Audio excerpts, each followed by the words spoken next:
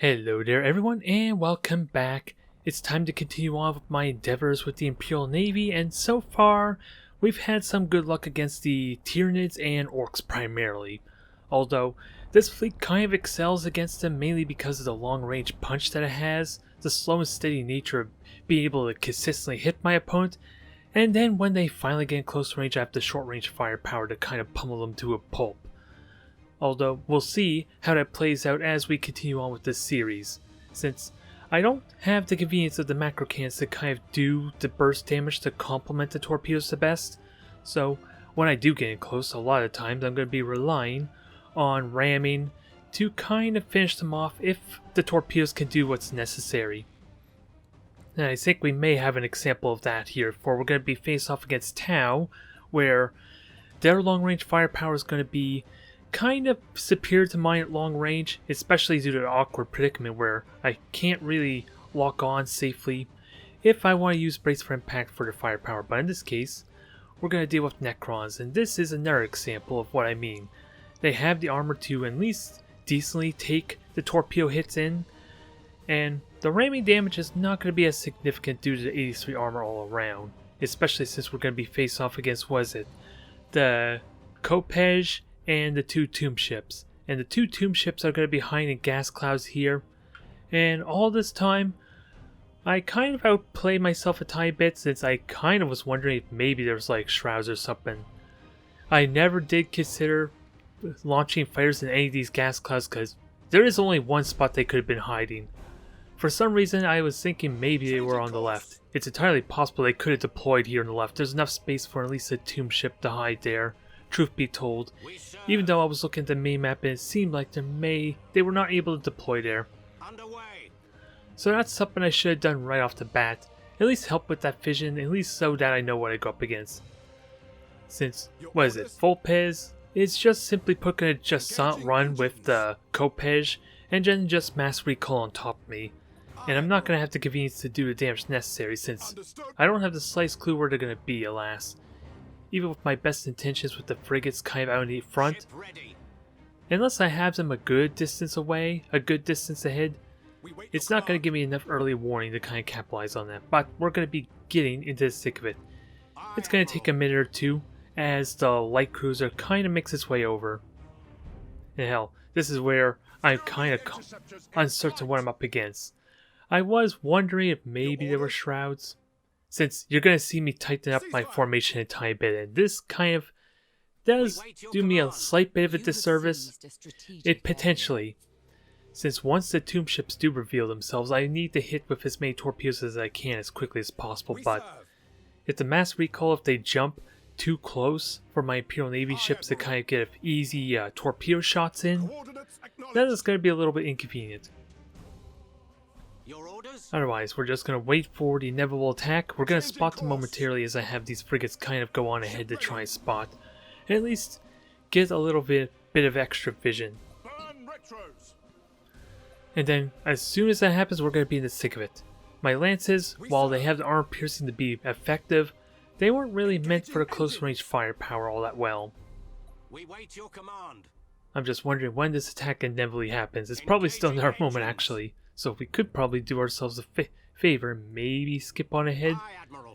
Although, I don't think it's really necessary, because this is where I try and tighten up my formation some, prepared for the possibility of an attack from any angle at least.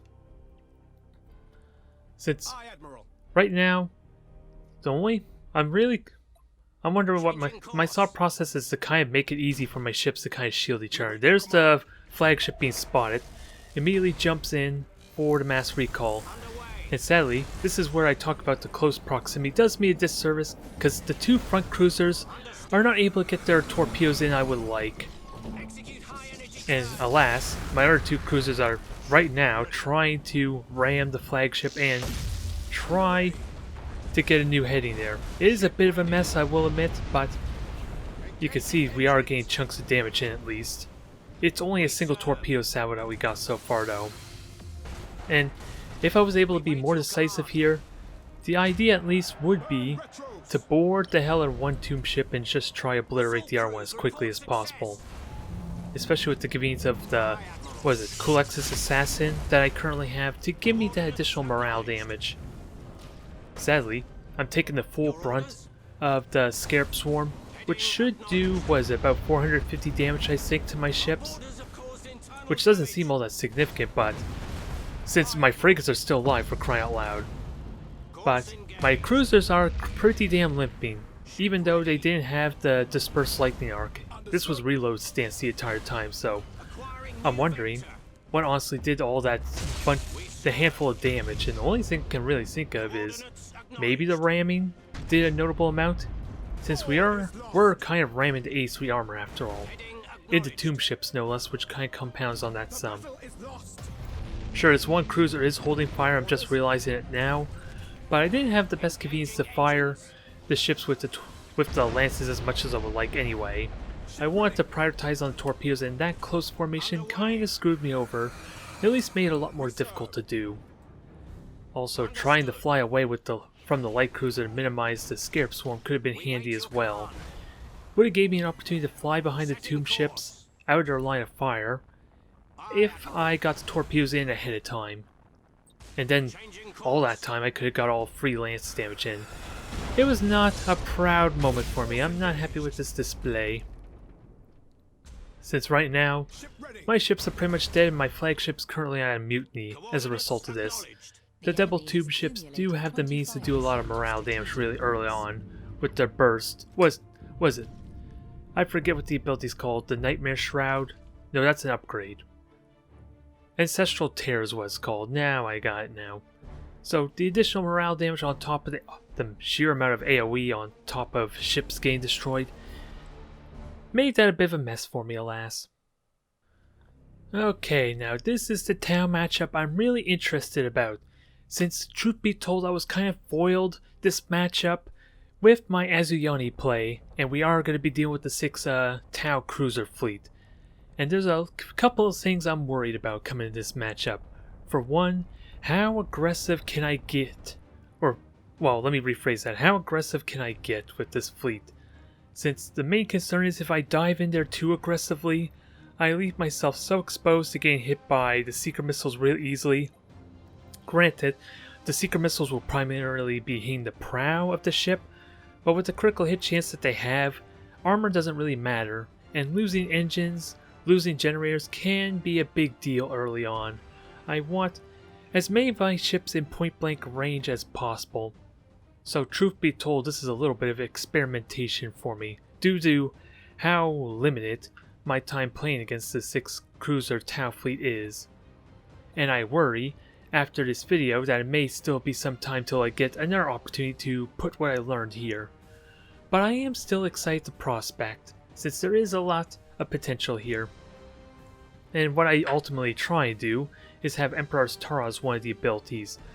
Part of it is so I can at least have the convenience of focus firing one of the cruisers if the gas clouds or asteroid belts are being used for cover, but another benefit I would like to try and use it for is to deny the frigates, at least be able to snipe the frigates. Because keep in mind, the Tau Protector Fleet have the ability to choose the Kaoyang or Monka stances. Primarily the Monka stance, which allows, the frigates, if they use a scanner pulse or mark an enemy ship, then all their weaponry basically get a 50% critical hit bonus. On top of the lock-on, and while lock-on was nerfed before in the previous, the patch when I was playing with the Azuyani, that may not be as big a factor, but I haven't had a real opportunity to try it, or to get a feel for it, against the Tau, which I feel like their ability to destroy my generators or engines is going to decide this match quite heavily. Since keep in mind, they have superior mobility and how quickly they can turn around, and with their additional movement speed, I forget what the upgrade's called, it makes it a lot easier for them to evade me. The only benefit I get when they try and turn and run is that they can't really shoot at me, but they still have bombers and seeker missiles after all to kind of keep pressuring me and doing damage to me. So it doesn't seem like a big of a win or a benefit for me, if truth be told. So this is my initial mindset, trying to keep an eye out for frigates and snipe them. And I am contemplating using my Emperor's Tarot here on one of the frigates since I do have the convenience to see them right now. And when I do decide to use Emperor's Tarot, it's at the last possible second. So you're going to see me try and use it here and it fails because it vanishes just as I'm trying to do it. A little unfortunate because I was just within that sweet spot range to shoot it. So what I'm going to do afterwards is launch the fighters to see if I can at least spot where to go in and get my kills that way. And the interesting thing to note, my fighters do effectively spot the frigates. I think at least my fighter's spotting is pretty effective for this matchup at least. That's all I can really say. I just can't remember if I launched them right away or the scanner pulse catches it. But that is the initial plan because I want to minimize the critical hit chance, and I did also take the stasis bomb to try and help deal with the seeker missiles and the fighter squadrons. Okay, scanner pulse failed and I did launch a fighter squadron. And this will reveal the frigate for me momentarily as I struggle to deal with this UI. The enemy has seized a strategic area. And that will leave me with one very easy to kill frigate. I am without a doubt going to get scanner pulsed. There's not much I can really do about that. But with Emperor's Tarot, do I even use Emperor's Tarot here? Since I just boarded enough to actually kill off this frigate anyway. So it's not that big of a deal. The crew would pretty much kill the ship for me. So that's one frigate down. There's only 2 of them available to this fleet. So ideally, I would like to kill off the other one to at least give me a little more resilience to protect my components. And I know it's somewhere over on the left, so I'm going to recall the fighters shortly. And then try and spot the other one. And truth be told, I spot the other frigate as well with these fighters. They work out amazingly well. And I do have the gas cloud here, which I'm going to try and use for a little bit of cover. But right now, my opponent's just getting themselves into formation here. It's a pretty slow, timid type of engagement. And the one thing I really worry about is the Apocalypse may not be very useful in this matchup, since the Nova Cannon is so easy to dodge if my opponent's paying attention, outside of actually destroying the engines.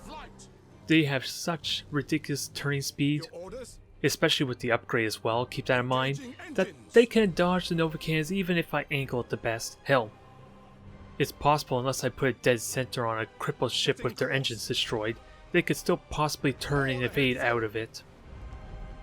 But again, we're 2-2 for sniping frigates, and I'm pretty happy with this exchange. Only downside is, well, let's see, I do burn retros. I was kind of hoping maybe to kind of somehow be on unlikeliness to kill off this frigate before the scanner pulse. But, of course, not meant to be. I do burn a second lightning strike, which pretty much is unnecessary here. This thing is pretty much going to die in a moment from the lance fire alone. And I do hear seeker missiles, but those weren't launched, but we do see the fighters coming out.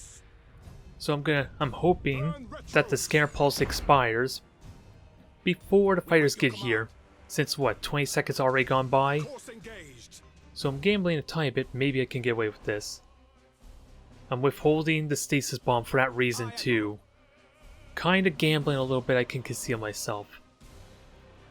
We'll know in a few seconds, and it pays off. I did not plan it out the best because I did not keep track of the clock to kind of get an effective gauge, but fighters are not going to chase me down, and there wasn't really that many seeker missiles to worry about. In truth, I'd rather have let them just fly over here so maybe I can snipe them down. If my opponent had recklessly fired seeker missiles at me when I got out of the gas cloud while the fighters were on top of me, then I could have possibly killed those fighters before the seeker missiles got to me. And then I may not have even needed to burn the stasis bomb. But we do have vision. I'm currently locked on. This is going to be an important factor here. I'm going to try and prioritize my damage on this, but once... Am I even on broadside range? Okay, I am. I am in broadside range for at least one of these cruisers, so I am getting the fight back to an extent, even though my opponent is currently holding fire. I did not pay attention once stands there, but they are currently locked on, so they could shoot at me as well, truth be told. And I did focus on the deck for the flagship, which may have been a mistake, because again, the deck doesn't really do me a whole lot of good if I don't get the possibilities to threaten a mutiny of some kind. At this range, it doesn't do me a lot of good. We do have the second railgun. The stasis bomb is going to block a lot of these shots. And I'm going to switch to brace for impact, which I did for the flagship currently, to try and kill these fighters off before the seeker missiles get to me. One will bypass the stasis bomb. And let's see. Do take a notable bit of damage there as a result, but I'm hoping to evade the rest of these somehow. And hell, the stasis bomb also helps me to eliminate extended dodging the railguns, which has a hit-in value, or at least a hit-in bonus that you can get with the stasis bomb if used properly. But I am playing really damn passively, focusing more on kind of evading the seeker missiles if at all possible. And I like to think it's doing well, because we're just now getting the first critical hit on my cruiser. But since I switched to brace for impact, you can kind of see I'm not doing any more damage on their ships. And that, I think, really hurts me right now, because that flagship could be getting crippled if not destroyed right now with the sheer amount of lance fire I had. And while I like to think I'm doing well dealing with these seeker missiles, a little bit of panic with two of my cruisers kind of cramped together. It's again a very passive type of playstyle. My strategy here was to see if I could just outlast their fire by dealing with the seeker missiles, and hopefully have the brace for impact be enough to deal with their bombers after this final salvo, which is what we're dealing with now. Another thing I could have probably done, since again, with me in brace for impact and my broadside weaponry having shorter range than my turrets on top, I could have honestly turned my prow to mitigate like a lot of this damage too.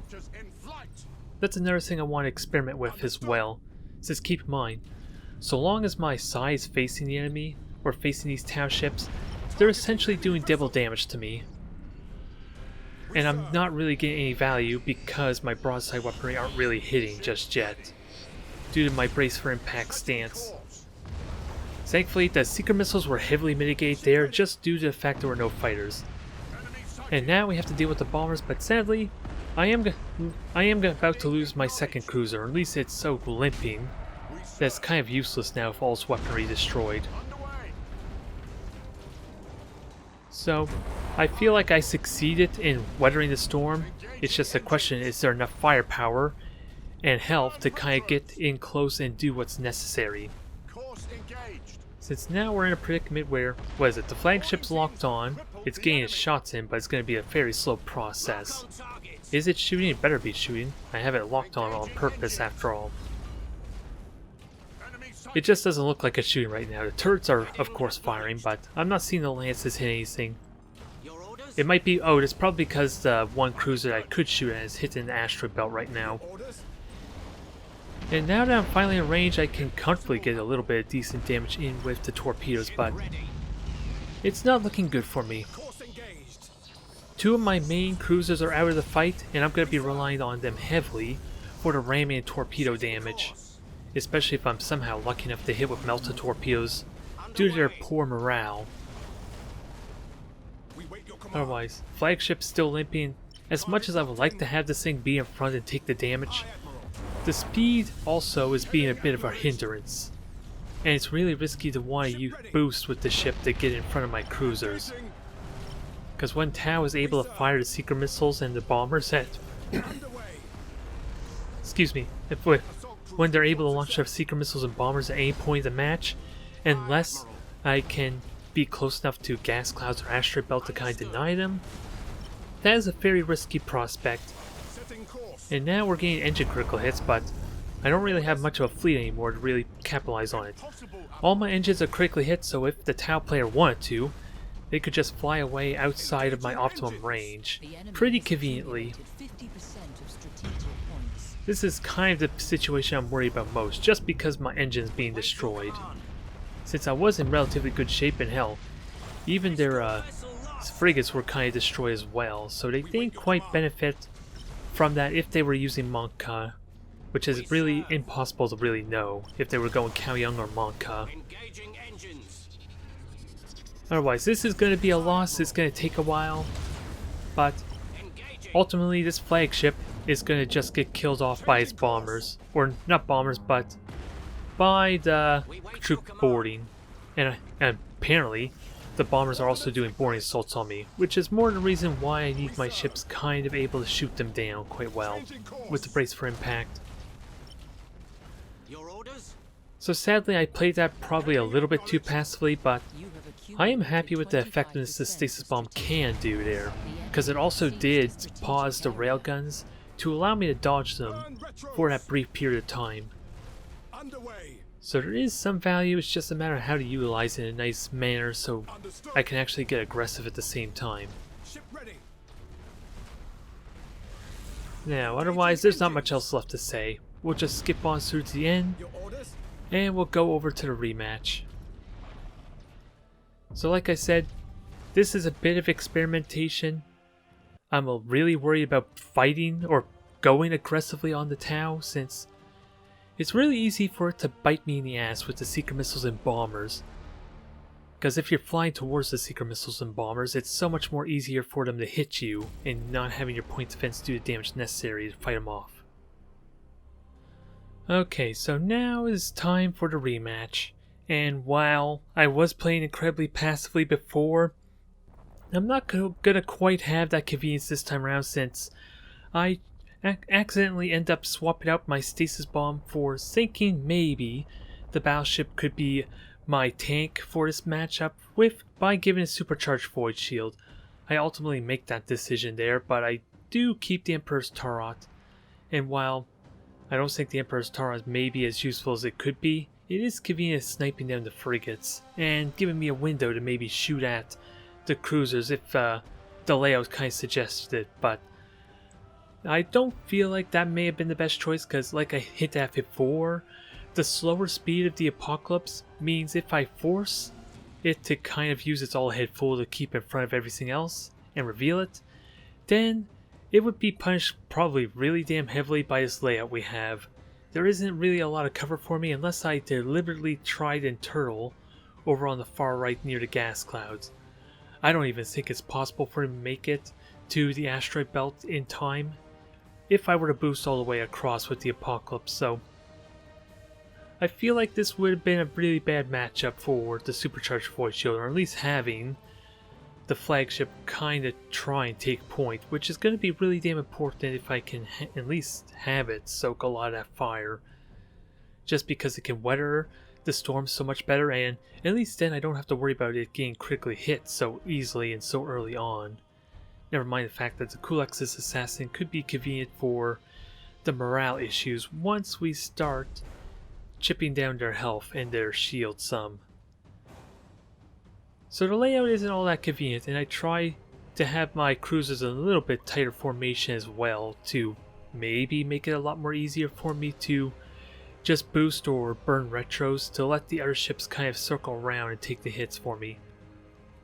But at the same time, it is a matter of me figuring out when I can try and get aggressive, since I do try and keep my broadsides facing them to do a little bit of early damage, and of course try to get an opportunity to snipe down these frigates too, since apparently they're both Castellans at that.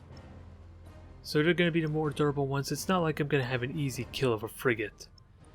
And I do again prioritize the deck, which long term can be really helpful, but being able to isolate or slow down those cruisers when I try and pursue them might be better with the engine critical hits. It's just hard to say, since if I want to realistically critically hit their engines, I need to have almost all my weapons try and shoot at them, especially with the lock-on stance. And with brace for impact being prevalent to deal with those fighters and the Seeker missiles early on, that is pretty tricky to do, since I feel like so much of my firepower in the first match was heavily neutered because I switched over to brace for impact to deal with those Seeker missiles and initial fighters. It was doing well up to that point, I will be honest, but my opponent was also holding fire to an extent, and the stasis bomb did mitigate a lot of the early fire, whereas my lances didn't really get hindered at all. The enemy has seized a So there was strategic promise there, area. it's just switching stances kind of screwed me over a tiny bit.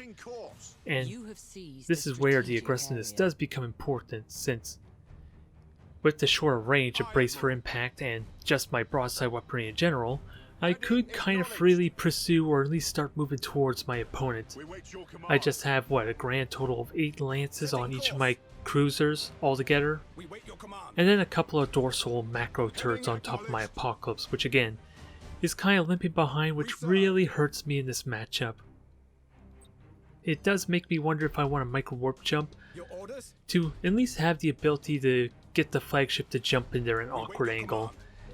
It's not realistically going to do a lot of damage, let's not kid ourselves. It's not really meant for ramming and doing damage in close.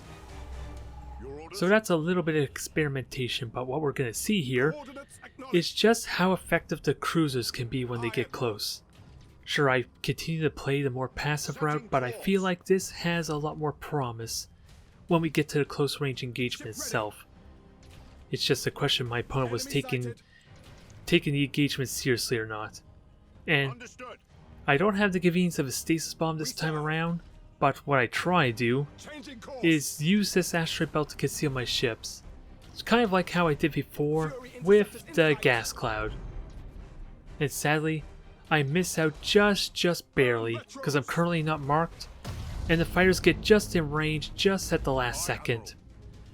Because if you briefly saw, my one in back did my one dictator in back did get concealed, but sadly the rest of the ships did not have that convenience. So I try mitigating, dealing with these seeker missiles the best I can. But right now, seeker missiles are doing work, and the railguns are hitting me hard, it seems like. I don't even know how many of those seeker missiles actually hit me, to be honest, since it seems like they all should have hit with these fighters still being a nuisance. Second salvo is being shot at, and I choose to start getting aggressive here, firing Novacan just to force them to reposition slightly, or at the very least get a little bit of early damage in. And with the deck gone, I don't have brace for impact available anymore here. So right now, this is, if anything, this is a good representation why I'm afraid getting super aggressive, since right now this cruiser is at risk of dying almost immediately there. It didn't have the rest of the ships to kind of help with the point defense at all, but now I am going to get in close finally. With just 2 cruisers and an Apocalypse that its value is going to be very questionable here, and I'm going to have to really think on how to best do it. For I got almost a full salvo of melta torpedoes there, and they actually do a notable amount of damage. It's kind of interesting. My opponent could have easily repaired that, which makes me second guess if this is going to be as effective realistically in future matchups. Because they just repaired the first one that got melted. This one took a full 6 torpedoes, and it's going to melt really damn quickly as well. And already the morale's being chipped, and we're going to have a good amount of damage as a result. And ideally, the flagship's taking the hits I want. I'm just shocked how quickly it's taking morale damage though, if I were to be serious. A lot of it probably had to do with the fact that I lost 2 cruisers relatively for free though. And sadly those torpedoes were terrible. I only hit realistically with 1, maybe 2 torpedoes, and that was it. And right now, yeah, this fire result never got repaired. And they just did do an encouraging speech, so that is my opponent being sloppy, truth be told. A legend player, and they don't know how to repair as soon as they see fire results. This is where I am second guessing if this is a true representation of what I can expect in the future. But right now I am going to kill off a second cruiser. One died, second one's about to die here, and in truth I feel like only 2 cruisers did this, one of which interestingly was a dictator. So it didn't really have much to offer in terms of broadside weaponry. And we get more melted torpedoes. That's pretty good there. Was it? The 3rd cruiser is about to die. 2 cruisers basically just took out half their fleet. The ultimate question, I want to argue, and need to figure out, is how can I do this safely, faster? Since if 2 cruisers could take out half their fleet like that, Is it possible I can get all 4 of my cruisers in there relatively safely? A stasis bomb would be a great start. I would need to time it and position it in such a way that it doesn't trap my own ships if I'm going to get super aggressive. But so far, with the engines and components kind of destroyed and the crew completely gone on this one cruiser, never mind that my other cruiser down below now lost its torpedoes. So I don't have the damage I need anymore to kind of finish them off, sadly. But I feel like, interestingly enough, I feel like I did a lot more damage than I had any right to. Again, I feel like the Apocalypse did almost nothing in this exchange, aside from maybe soaking a lot of the damage, in which case it's kind of doing its job, I want to argue. But this isn't a terrible loss, all things considering. It's still embarrassing to have a video of all losses, mind you, but I feel like there's something to work up with here. The only question, of course, is like I hinted at the very beginning. I'm worried about getting too aggressive because then I'm flying directly into their bombers, directly into their seeker missiles, and when their bombers can also do a lot of boarding damage, that makes it really difficult for me to scare them off.